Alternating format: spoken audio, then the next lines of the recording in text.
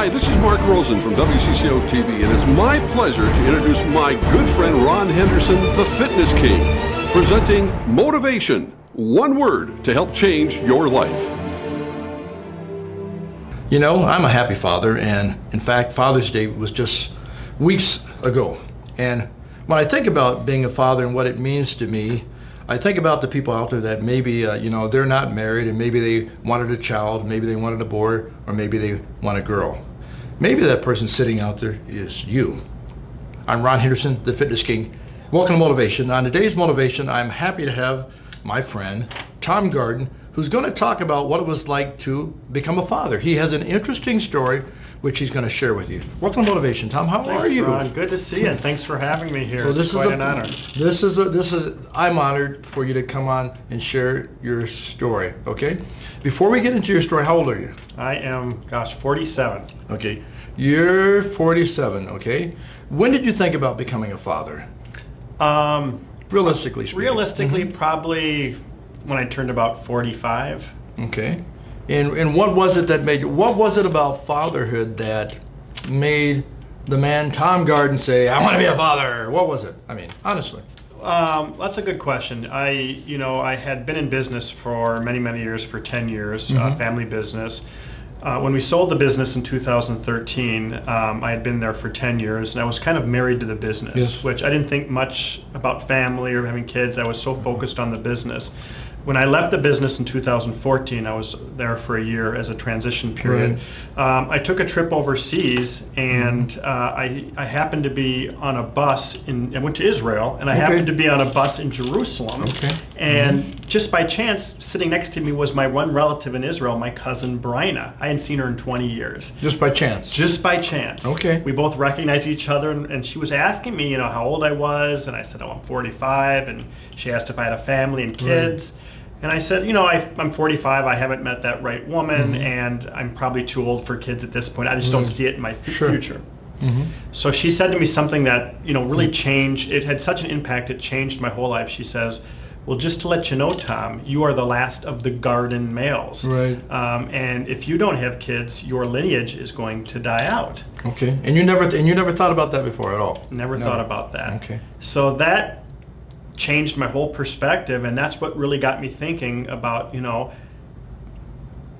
hey, I want to be a father. I mean, I always kind of thought about it a little bit, but I just thought it was too late. But it was after that conversation on the bus that it really got me thinking that, I would like to have kids, and I want to be a dad, and I don't want my lineage to die out. Right, okay. So you decided you wanted to be a dad, obviously. Typically speaking, you would think you're going to be getting married or something, right? Right. Okay, so... That's the way I always envisioned it. Exactly. And by the way, folks, Tom's a friend of mine, good friend of mine. I've known him for a long time. And I know what it's like to get out there. I mean, I met my wife through, I think, eHarmony, by the way, okay? And there isn't really a lot of good people out there, right? Okay? And so you knew that you wanted to have a child, and it was, how long ago was that? When you say a couple years ago now? Yeah, about 2 years ago. And just to let you know, I also tried the dating scene, and for me, it was either I was meeting women my age in their mid to late 40s, and either they had kids and didn't want any more, or they felt that they were too old. Right, so it was really hard for me to meet that woman that was a little younger or that just wanted to have kids. Yep. And you have a handsome, I'd say beautiful and handsome boy right now named Joseph. Yep. Right? Okay. And there's something called in vitro fertilization, I guess. Right. Okay. IVF. Okay. Can you tell me what is that actually? Well, that's a good question. Well, it's in vitro fertilization is when a man or would donate his sperm. Yes. And he would find a woman that would donate her egg. Yep. And then they would combine those to create an embryo. Right. So I would be the biological father, and then the anonymous egg donor would not be the mother, but would be the donor of the egg. Sure. That's kind of like when you watch those TV shows, that kind of stuff. Okay? Right. Now, it's very scientific. Yeah, and I did some research. I know 1978, and I guess it would have been England was the first donor, first time they had that happen. An English woman known for being the first human to have been born after conception by vitro fertilization. And then in America in December of 1981, was the first time. That was Elizabeth Jordan Carr. Okay. I know that. All right. And that was at 7 a.m. in the morning that the first baby was born that way. And like I said, it's just kind of like the movies that you see. All right. At one time, you could never think of having something, your flesh and blood. And now you've had that done. You went through a process. Mm-hmm. What was the start of that process for you? Where did you start? Well, I started, here in Minnesota. I called a local clinic and got some information. Mm-hmm. Was that for like being a donor, like an egg donor? Right. Okay. Yeah. Well. Yeah. Exactly. Okay. But I wanted, because culturally I'm Jewish, I wanted a Jewish egg donor, and there were no Jewish egg donor agencies that I found in Minnesota. Are you Jewish? Yes. I didn't know that. Right. Told me old. I'm being funny. He's a friend. Or the Midwest. Very good. Funny guy, this guy. Or the Midwest.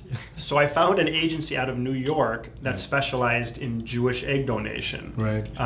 And that's how I ended up in New York. Right. In New York. Okay. And the woman that owned this agency, many of her egg donors were Jewish girls from Israel that would fly in and donate their eggs anonymously. Okay. But what I didn't realize at the time. And why would they? Let me interrupt you. I'm sorry. Why would they donate? The women that come in and donate back there. Why would they do that? That's a good question. I think one of the reasons, there's two reasons. I think one is I think that, these women have, they really want to do something good for somebody else.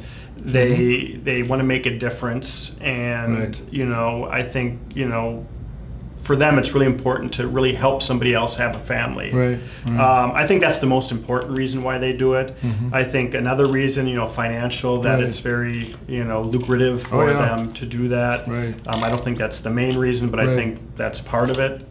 So I think it's a combination of those two. Okay. And so you go to New York. What was that? What was the process like in New York? Well, what I didn't realize, before I went to New York, is I thought the egg donor, the woman that comes over to donate her egg, actually carries the child. Okay. But it's actually two different women for a single guy like me. Wow! So I had, not only did I have to find an egg donor, but I also had to find a woman called a surrogate to actually carry my child. So it's two different women, at least for me. Okay, interesting. Yes, I didn't know that. So I found another agency also that happens to be in New York that found me a wonderful surrogate in Arkansas. And she's not the genetic mother, but she's the one that carried my child for. And the woman that's carrying your child, is this her job? Does she do this all the time, or That's what? a good question. No, Nicole is her name. She was a full-time mom. Okay. She had 4 kids. And, she has a full-time job, but again, like the egg donor. Making babies, folks. Making babies. She's like a baby machine, by the way. No, I don't mean that. But, she has 4 kids of her own. Right. And again, she wanted to do something to help somebody, and, I was lucky to find her. So, so it's, for a single guy like me, it was 2 different women. For couples that are infertile, that go through in vitro, it's not as difficult because the woman can carry the child. Okay. But for me, I didn't have a spouse, so I had to find somebody to carry it. Okay. Is the process expensive to do this? Yeah, I relatively speaking, for me, yes. I think, for most people, they would consider it expensive. Okay. And the reason I asked you this, Tom, is, in fact, if you just tuned in, this is Motivation. Ron Henderson, a.k.a. The Fitness King, with my guest, Tom Garden. We're talking about, how you ended up going through the fertilizer, having, the baby and all this. And I'm talking about the expense of it because there might be a woman or a man out there watching Motivation, and maybe they've thought of this and they're wondering, is it expensive? And then maybe if they can't afford to have it done, are there places that will even help with that process, or are they just kind of out of luck? Yeah, unfortunately, there's no insurance that I know of that covers in vitro. Right. And it's, for somebody like me, it was for each attempt, it's well over 6 figures. Ouch, folks, ouch. Yes, ouch. Yes. Assuming it goes through to the birth of a child anyway. Yes. But yeah, luckily my surrogate Nicole had insurance that covered some of the doctor visits at the OBGYN. Okay. But the majority it was paid by me, and I'm not aware of any But some was covered, okay. Yeah, well, yeah, a little bit. Folks, we can give an amen for that. Right, amen. A big amen for that. Yeah. Well, you know what? It's interesting because I remember when I first heard that this was happening. First thing was like, my God, wow, wow, and I was like, why would you want to do that? I thought, and then afterwards it came to me. I thought, you know what? you obviously wanted it. You wanted a child. You've gone through the process.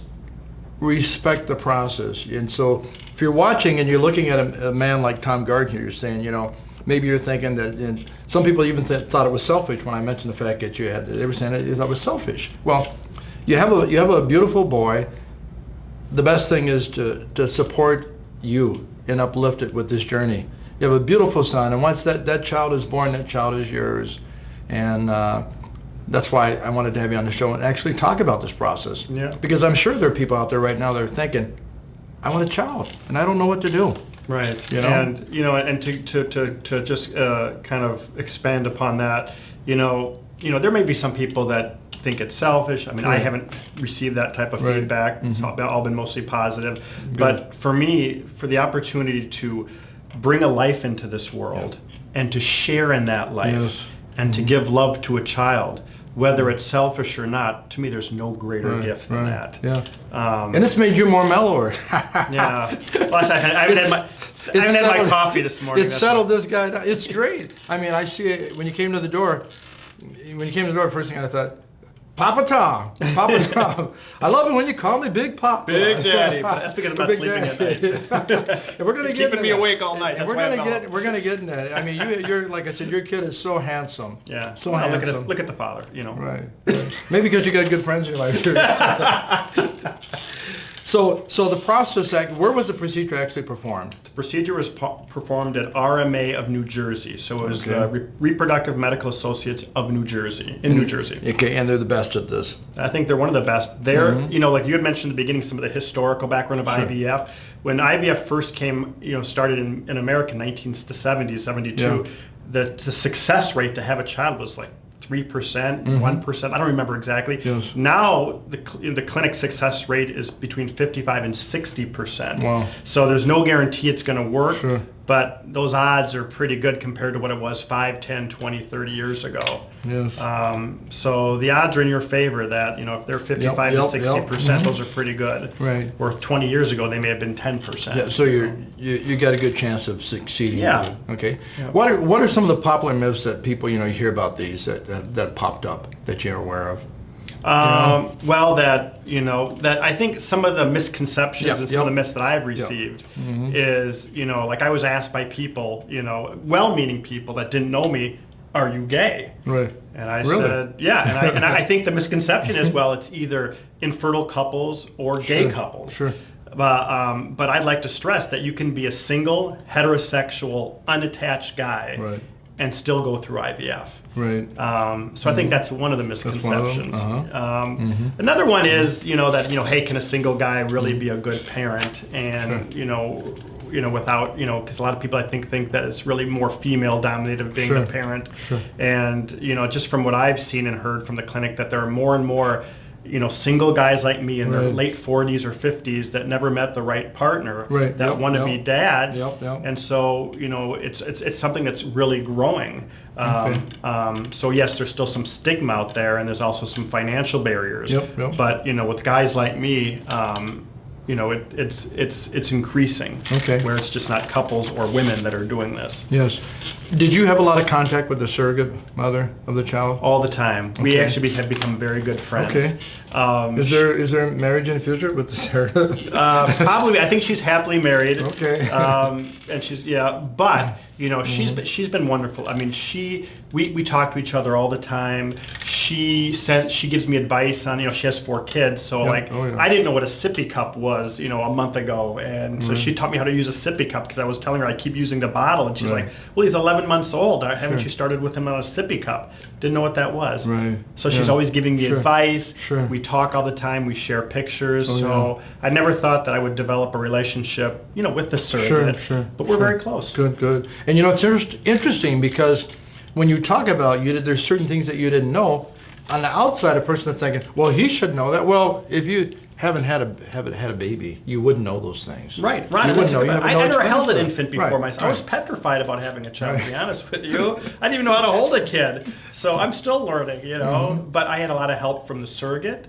I had a lot of help from, you know, I had some caregivers called doulas that stayed with me for the first couple months. So what's a doula? A doula is that Russian? Yeah, I thought it was a mixed drink when I first heard about it, but no, doula is like usually a woman that will, you know, help, you know, teach you how to raise your child. They'll teach you how to, you know, they can teach you how to cook for them. They can teach you how to change diapers. They can teach you how to hold them and swaddle them. Basically, they can teach you everything about being a parent. Okay. Well, they do this for free? I would. So they charge, obviously, for it? Yes, they do. Are they good? And it's not cheap. Are they good? They're very good. And there's a lot of different services or individual doulas that can help. But yeah, they're expensive. I mean, anywhere from $20 to $30 an hour. Right. And it can vary. But they're very good. They gave me a lot of confidence in terms of how, I mean, I didn't know how to change a diaper when my kid was born. That's actually not very expensive at all if you think about it. So. Right. Exactly. For the help that I got. For what they're doing. Right. Okay. So now I have a semblance of what's going on with being a dad, but again, I'm still learning. So at this stage now, you're an expert diaper change and all this. Unfortunately, right? I am. Yes, that's the least favorite part of my of being a dad is changing those wonderful diapers. So what are you have Joseph? What have some of the highlights been of you with your son? Oh gosh, there's been so many. I mean, share a couple. You know, like when in the morning when he wakes up, which is usually around 5 or 6 in the morning, I go into his room and he's. And you love that time too, right? At 5 or 6 in the morning. Just love getting up that early. Yeah. Brings me back to my military days. There you go. Wonderful memories. But yes, I go in my room. And he's standing up in the crib waiting for me with a smile on his face most of the time. Sometimes when I'm brushing my teeth or getting ready in the morning, he'll come in. He can walk now, so he's walking. He'll come and grab my leg and say "Dada," and those are really touching moments. You know, when he can start to interact with you and show that he loves you in his way. So he doesn't talk yet, but he says "Dada." He will. Then he won't stop. Like me. Then he won't stop. He'll be on motivation. Right. He'll be my guest co-host. Right. Now, I know your mom pretty well. Yep. When she realized that you're actually going to go through with this process too, how did she handle it? She told me, well, you know, that's a good question too. You know, she was actually the one that encouraged me to do it. She was the one that actually suggested the in vitro I didn't even know about it. Wow. And I didn't know what it was. I didn't know about it either. And in fact, she was the one that called the IVF clinic in Minneapolis, because I was too embarrassed to call them in the beginning when I first started on my journey. Why were you embarrassed? Well, just because I thought it was like the stigma. I thought it was something that single guys don't do. I thought it was, just for whatever reason, I was just, I never envisioned myself ever in my life going through this process. Right. I always figured that I would get married the traditional way, find a woman, get married, have kids. If you would have asked me 3 years ago, would I have done this? I would have laughed. I thought you were crazy. If somebody would have made that suggestion, you would have said, get out of here, I said, get the heck out of here. But as it turned out, it was a wonderful decision. But my mom was very, very supportive and very involved, and still is. She still is very involved with. She never thought she'd be a grandmother, so I was kind of her last hope. Okay. So actually, I can die peacefully knowing I gave my mom a grandchild. So I think I've done my part. Getting into some of the fun parts, what was it like the first time you actually changed that diaper? Oh God, I think I wanted to throw up. Yeah. It's pretty. It's pretty. Yeah, because I mean, it's just. Did it make you respect your mother more? Yeah. It usually does. That's what Mom went through. Yeah, really. I mean, exactly. It's just like until you do all these things, until you become a parent. Right. Because 2 years ago, a year and a half ago, I was just a single guy, 6 years old, Right. just not even thinking about what a parent is like. But when you become a parent, you realize, you have more appreciation for your parents. Right. Oh yeah. And you're kind of, how hard you are on them for so many things that. Maybe seem trivial today. So I have a lot more respect for my mom and my late father for the job they did with me, because it's not easy being a parent. Right. So, segueing back, how long did it take you to actually, you go in there, you go through, you give, you donate. How many attempts did you have to make before you actually were told yes? 1. Wow. I got lucky, because some people try for years. You know, but the whole process from beginning to end took about 16 to 18 months for me, Wow. including the pregnancy, which is really, really quick. But luckily, I found a wonderful donor right away. I found a great surrogate very quickly, and it worked on the first try, Right. which it Okay. normally not always does. Not always does. So for me, Okay. it was a very quick process. I mean, relatively speaking, compared Okay. to others. Okay, and for myself and for my viewers at home as well, Tom, when they're matching you together, is this like a thorough, do you have like a lot of questions they ask you to find out what that person's head is like that's having, that's donating? What is that like? That's interesting. Well, I went through two, one with the egg donor and one with Okay. the surrogate. And And with what- the egg donor, yeah. it's surreal because they started basically sending me pictures. The owner of the egg donor agency in New York just sent me all these pictures of these beautiful Israeli Okay, girls. okay. So So you got photos, but what's their history? What is and their their head bio, like? right? Okay. And in their photos they sent, they had like kind of background on their likes, dislikes, genetic Right. history, Okay. what they did, Yep. everything about them as a person, their siblings, Health history too, health which is history, extremely important with this. health history, genetic history, family background, likes, dislikes. So I really felt like I got to know the donor I chose Okay. just from, even though I never spoke to her, just from reading about her. Sure. She was a teacher Yep, in yep. Israel. My mom was a teacher. Okay, She was real close. Spanish. Mom taught Spanish. Yes. Yeah. Exactly. Right. Good memory. Yeah.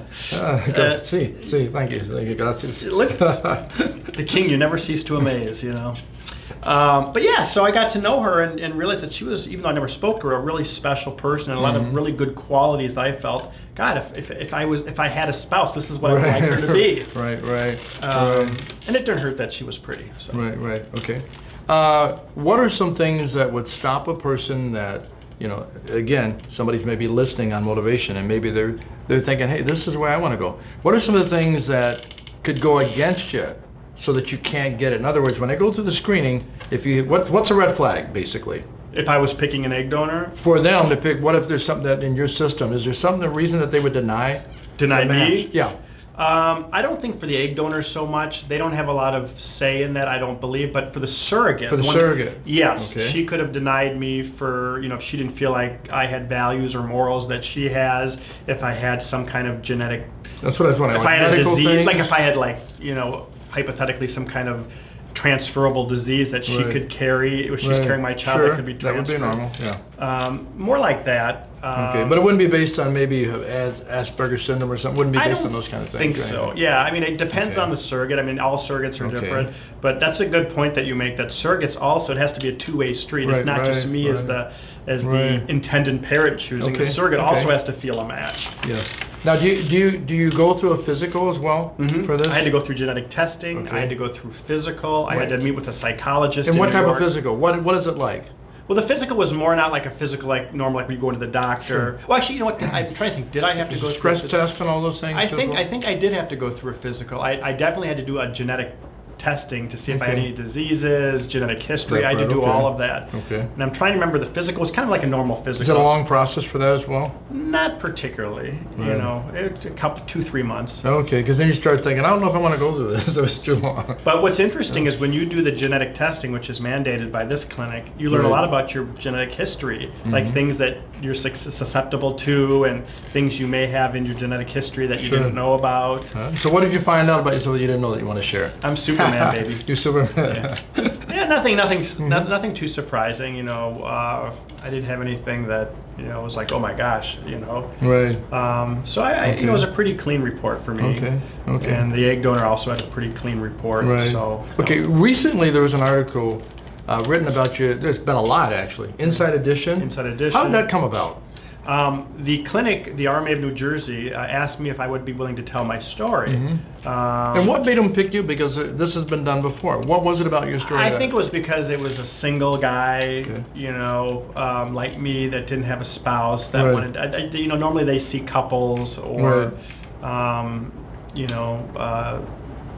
single gay couples, Right, but not right. usually single heterosexual Right, guys. right. I mean, they said with all the transfers they did last year, about 10 to 15% were men. Okay. So it's not that common. So I Sure. think that it was just kind of not as common, and And so they asked me if I would do an interview, and I said, sure, I'll tell my story. I thought it was be one interview, but it turned into like 15. Wow. So apparently the media picked up on the story. Right. And Yeah, so don't be thinking because you can't make it on Survivor that maybe you're going to have a child just so you can be interviewed on Inside a Dish. People think that way. Right. People want all this exposure, and now you're on Motivation. Hey. Right. I caught your attention. Yes, you're not an yes, easy yes. guy to get a hold of. Well, I'm busy. Yeah, you're a busy guy.